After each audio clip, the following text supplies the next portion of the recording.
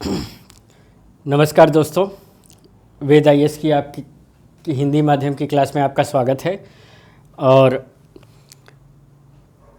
आज जैसा कि आप लोग जानते हैं कि इंग्लिश माध्यम की क्लास जो है वो शाम को 3 बजे से चलती है। ये ऑफलाइन क्लास है। और ये जो हिंदी माध्यम की करंट अफेयर्स की क्लास है और जीएस की क्लास है, ये ऑनलाइन चलती है टीचमेंट ऐप पे।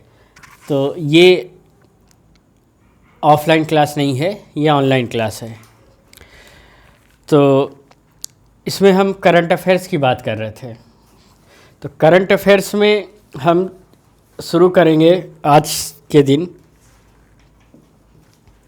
एक मिनट। हाँ, तो हम बता रहे थे कि करंट अफेयर्स हम शुरू करेंगे। करंट अफेयर्स में जो हमारा पहला टॉपिक है वो है स्टैचू ऑफ पीस। हमने स्टैचू ऑफ लिबर्टी के बारे में पढ़ा। अब स्टैचू ऑफ इक्वलिटी के बारे में पढ़ा। स्टैचू ऑफ पीस के बारे में हम जानेंगे कि ये स्टैचू ऑफ पीस क्या है। जैसे statue of equality Sardar Patel के लिए बना था, ये वैसे स्टैचू ऑफ पीस किसके लिए बनाया गया है, और ये सब चीज़ें हम देखेंगे।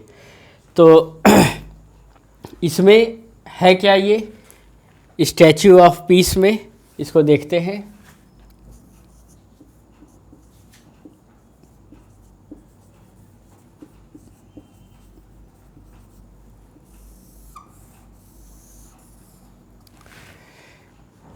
ये स्टैचू ऑफ पीस, इसको हमारे गृह मंत्री अमित शाह जी ने इसका उद्घाटन किया।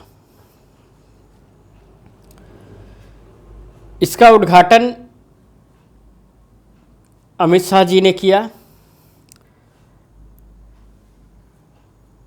जैसा कि हाँ, जो लोग जुड़ रहे हैं ऑनलाइन वो लोग जल्दी जल्दी जुड़ जाइए, नहीं तो आपका फिर बाद में अगर छूटता भी है तो वीडियो आप लोग को मिल जाएगा। और मधु जी जुड़ गई हैं, बड़कू भी जुड़ गए हैं। बड़कू नाम अच्छा है। अंकित जी भी जुड़ गए हैं। चलिए ठीक है, आप लोग सभी मित्रों का स्वागत है, इसमें जुड़िए। हम आपको पढ़ा रहे थे statue of peace. Statue of peace बनाया किसने, स्टैचू ऑफ पीस है कहाँ पे, किसके लिए बना हुआ है, ये सब चीज़ें देखना ज़रूरी है। तो जैसा कि हमने बताया कि स्टैचू ऑफ पीस को गृह मंत्री अमित शाह ने इसका उद्घाटन किया। कहाँ पे किया? जम्मू कश्मीर में, यानी JNK में। अब JNK में कहाँ किया? JNK में श्रीनगर में किया। कहाँ किया? श्रीनगर में। श्रीनगर में किया। तो ये इतनी चीज़ क्लियर हो गई कि statue of peace Jammu Kashmir के श्रीनगर में है, लोकेटेड है। दूसरा, स्टैचू ऑफ पीस जो है किसका बना हुआ है, किसके लिए बनाया गया है? तो स्टैचू ऑफ पीस ये जो बना हुआ है ये स्वामी रामानुजाचार्य थे। स्वामी रामानुजाचार्य कौन थे, इनके बारे में हम जानेंगे। तो सबसे पहले जानिए कि स्टैचू ऑफ जो पीस है ये बना किसके लिए है। ये बना है, एक मिनट, इसका इंक खत्म हो गया।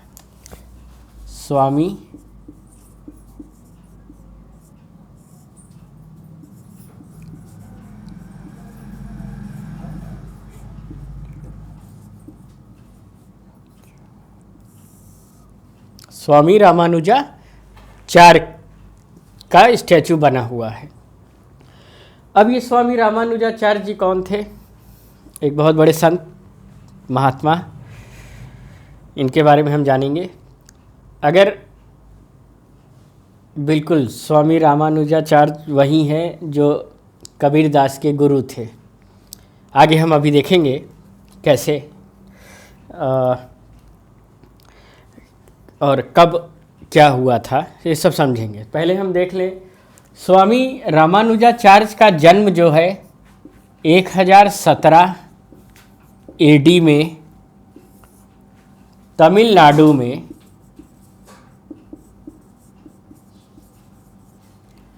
तमिलनाडु के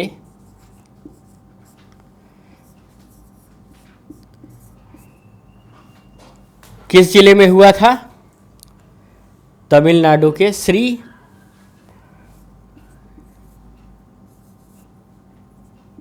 पेरम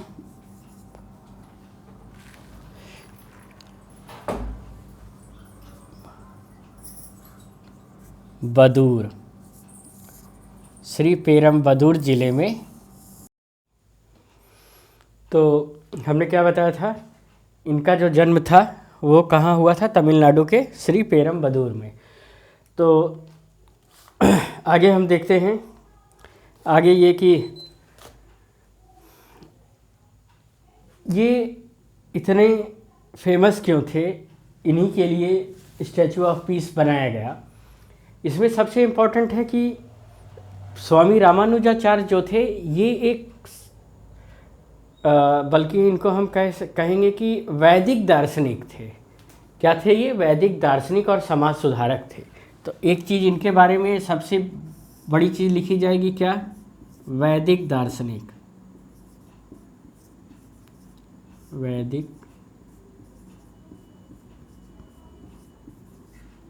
वैदिक दार्शनिक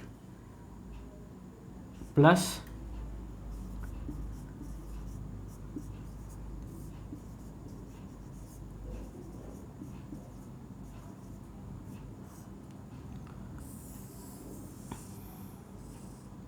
वैदिक दार्शनिक थे और ये समाज सुधारक थे। इसी वैदिक दार्शनिक और समाज सुधारक होने की वजह से इन्होंने पूरे भारत का भ्रमण किया था। हम आगे देखेंगे कि इनके कई अनुयायी भी बने और इसी वजह से जब ये इन्होंने भारत का भ्रमण किया तो भक्ति आंदोलन के एक बहुत बड़े प्रचारक के रूप में भी ये जाने जाते हैं। भक्ति आंदोलन में इन्होंने बहुत पार्टिसिपेट किया और जहाँ जहाँ गए वहाँ वहाँ भक्ति के कवियों को भी प्रोत्साहित किया। आगे हम पढ़ेंगे कि इनके, जैसा कि हमने पहले भी आप लोगों ने बता दिया था कि कबीर जो थे, संत कबीर, इन्हीं के शिष्य थे और इनसे कबीर जी ने प्रेरणा ली थी। आगे हम पढ़ेंगे कि और भी कई लोग हैं जिन्होंने इनसे प्रेरणा ली थी। दूसरा, वैदिक दार्शनिक और समाज सुधारक होने के साथ साथ ये भाई समाज सुधारक थे, वैदिक दार्शनिक थे, तो समानता और सामाजिक न्याय की बात करते थे। क्यों? क्योंकि समानता वैदिक दार्शनिक का है। भाई लोग, वेदों की नज़र में भी लोग पहले समान होते हैं, महान होने चाहिए, सारे प्राणी भगवान की बनाई हुई वस्तु हैं। दूसरा, समाज सुधारक, जैसे कबीर समाज सुधारक थे, समाज को सुधार रहे थे। गलत दिशा में जाने अगर कोई गलत दिशा में अगर कोई जा रहा है उसे वापस समाज के प्रति जागरूक बनाते थे।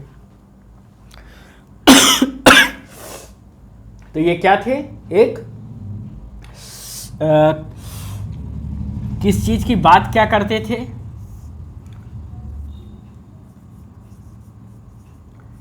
समानता प्लस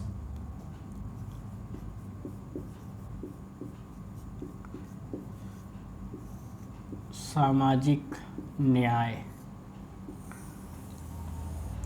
समानता और सामाजिक न्याय की जो बात करते थे, क्योंकि ये वैदिक दार्शनिक थे, इसीलिए इनकी ये जो बातें थी समानता और सामाजिक न्याय की, ये इनका दर्शन कहलाया। यही इनका दर्शन कहलाया। और भक्ति आंदोलन में तो आप लोग को बता ही दिया कि भाई ये लोग रामानुजाचार्य जी जुड़े हुए थे, उसको अपने विचारों से भक्ति आंदोलन को पूरी तरह से प्रेरित किया था। इनका जो दर्शन था, जो हमने कहा ना कि इनका ये जो इनकी विचार थे, समानता और सामाजिक न्याय का जो विचार था, जिससे दर्शन बोला गया, यही उनका दर्शन हुआ। उस दर्शन को विशिष्टाद्वैतवाद बोला गया। क्या बोला गया?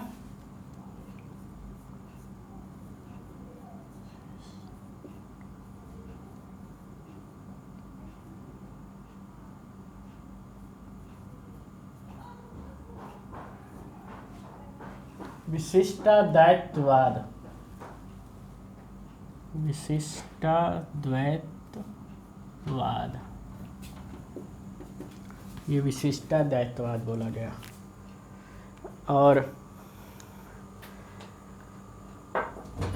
ये जरूरी है क्योंकि उनका दर्शन जैसा था कि इसे एक समानता की बात करता है, एक सामाजिक न्याय की बात करता है, लेकिन इस दर्शन का पर्टिकुलर कुछ नाम होगा। वो दर्शन का नाम था विशिष्टाद्वैतवाद। विशिष्टाद्वैतवाद, ठीक।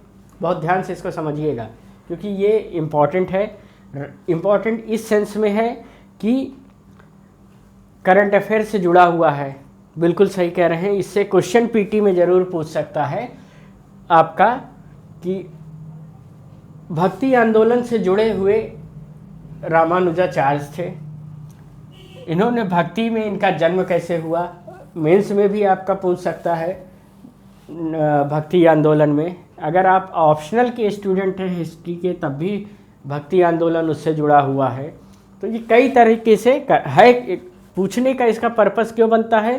क्योंकि ये करंट अफेयर्स में था, करंट न्यूज़ है, और ये न्यूज़ करंट अफेयर्स बना के आपके सब्जेक्ट से भी रिलेट कर रही है। और इनके बारे में थोड़ा सा जान लें।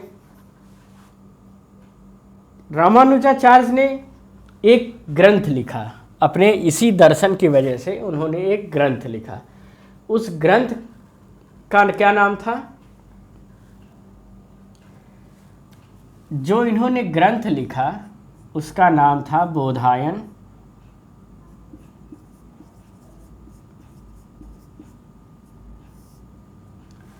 क्या नाम था? उस ग्रंथ का नाम था बोधायन वृत्त। वृत्ति, ये इनका ग्रंथ था।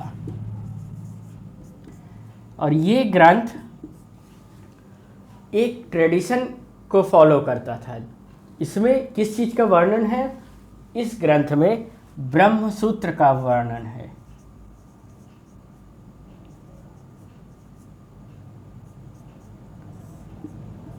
इसमें ब्रह्म सूत्र का वर्णन है। शायद आपको नीचे नहीं दिखाई दे रहा होगा, तो हम बल्कि यहाँ लिख दे रहे हैं। इस ग्रंथ में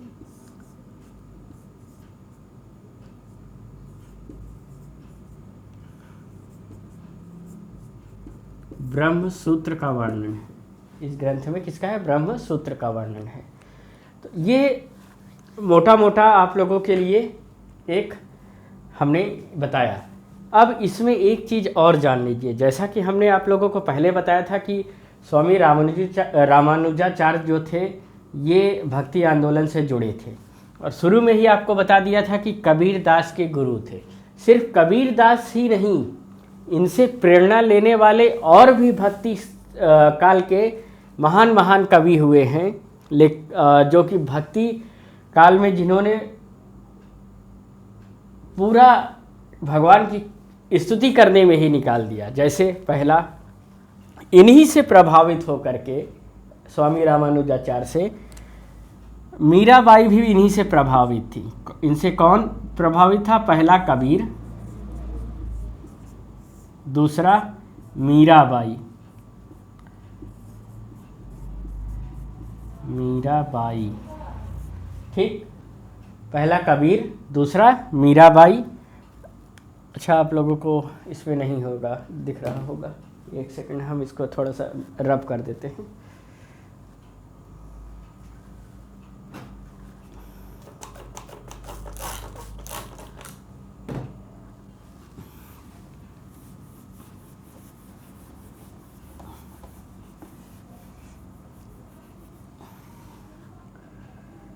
कौन कौन इनसे प्रभावित था?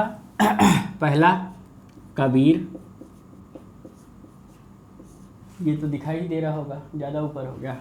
दूसरा मीराबाई, तीसरा कोई नाम सजेस्ट कीजिए, भक्त रामदास। कौन? भक्त रामदास, भक्त रामदास। चौथा भाई कबीर हो गए, मीरा हो गए, त्यागराज,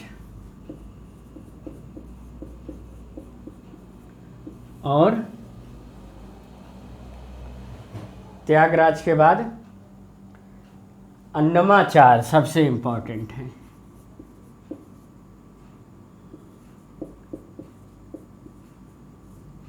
ये सब भक्ति आंदोलन के समय में महान विचारक और समाज सुधारक थे, जो कि रामानुजाचार्य जी से प्रेरणा लिया था जिन्होंने। तो ये इम्पोर्टेंट था।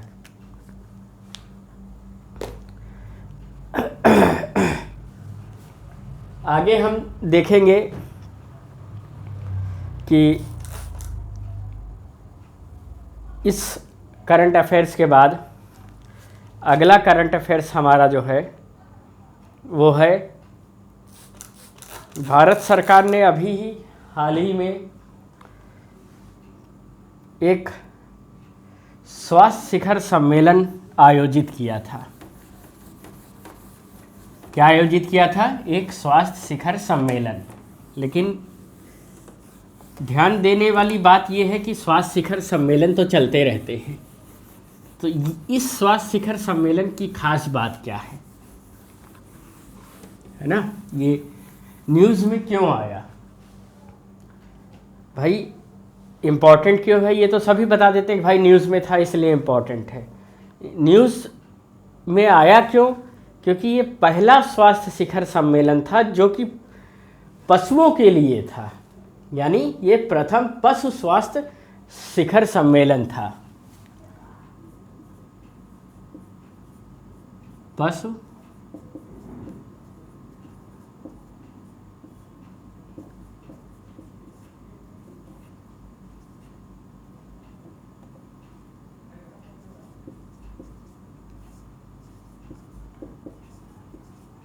हम आप लोगों को बता रहे थे कि पशु स्वास्थ्य शिखर सम्मेलन 2022 के बारे में। ये पशु स्वास्थ्य शिखर सम्मेलन सरकार ने क्यों रखा? ये स्वास्थ्य शिखर सम्मेलन तो हमेशा होते रहते हैं, लेकिन ये पशु स्वास्थ्य शिखर सम्मेलन पहली बार भारत सरकार की तरफ से ये आयोजित किया गया था।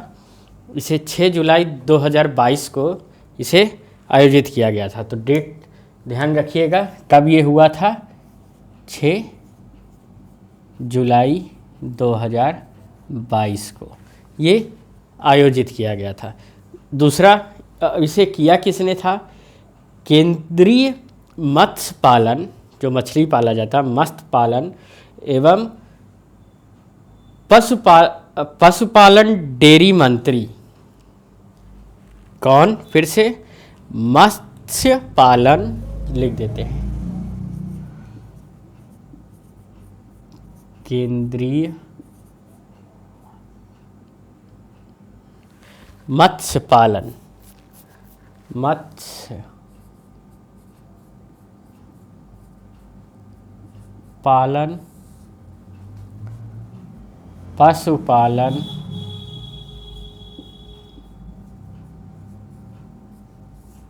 केंद्रीय मत्स्य पालन पशुपालन डेयरी मंत्री।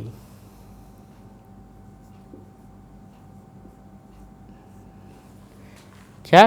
डेयरी मंत्री, डेयरी मंत्री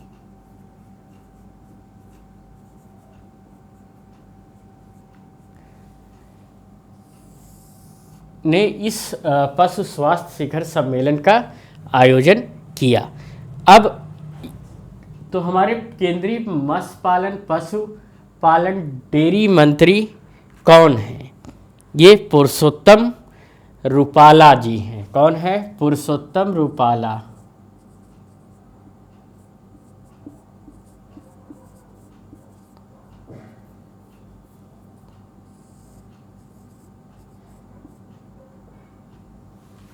कौन? पुरुषोत्तम रूपाला। फिर से हाँ, मधु जी ने सही जवाब दिया, पुरुषोत्तम रूपाला जी हैं, बिल्कुल सही।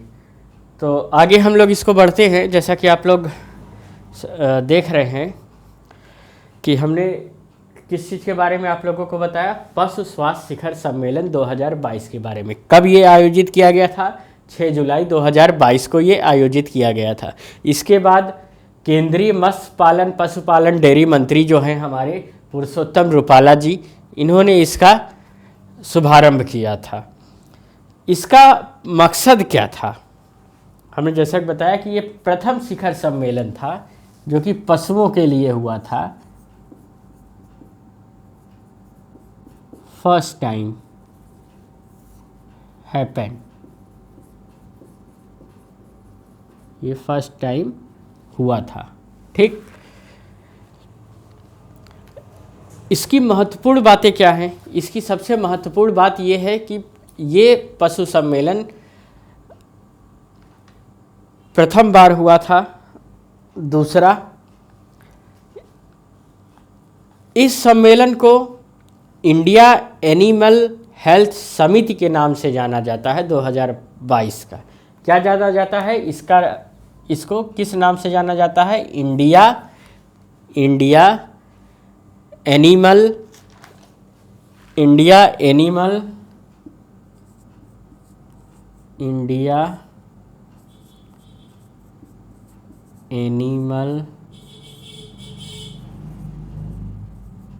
हेल्थ समिति 2022, इसको इस नाम से जाना जाता है। इस सम्मेलन को इस नाम से जाना जाता है।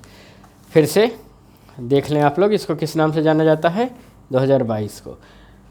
इसके बाद 2 इम्पॉर्टेंट संस्थाएं हैं जो कि इस सम्मेलन को ऑर्गेनाइज करती हैं। पहला कौन सा? Indian chamber of food and agriculture. कौन सा? Indian chamber of food and agriculture.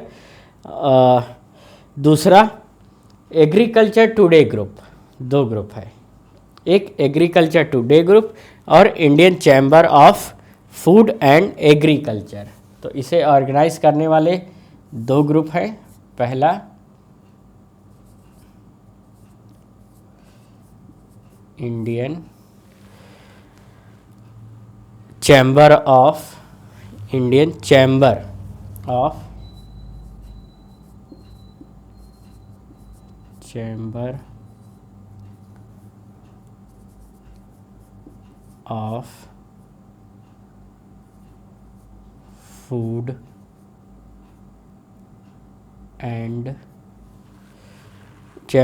Food and agriculture.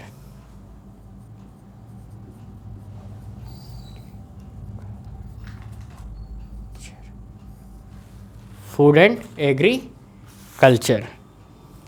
ठीक। दूसरा, इसमें एग्रीकल्चर कट गया क्या? रुको, सही लिख देते हैं।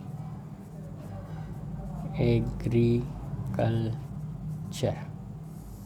इसको अंग्रेजी में ही लिख दें तो ज़्यादा बेटर है। दूसरा क्या है? दूसरा है एग्रीकल्चर टुडे ग्रुप। दूसरा है